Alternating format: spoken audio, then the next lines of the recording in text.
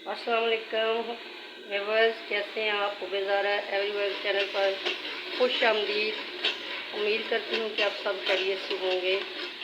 अल्लाह पाक आप सबको अपने अमान में रखे और आने वाले हर दौर में आपके लिए आसानियाँ पैदा करे। तो मेरी आज की रेसिपी है माश की दाल भुनी हुई।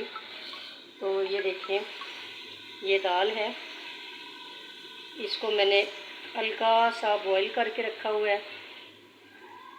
तो ये तमाम मसाला जात हैं, ये खुश्क धनिया है, ये लहसुन है, ये अदरक है, ये लाल मिर्च है, ये नमक है, ये हल्दी है, ये गरम मसाला है और ये हरा धनिया मैंने काट के रखा हुआ है।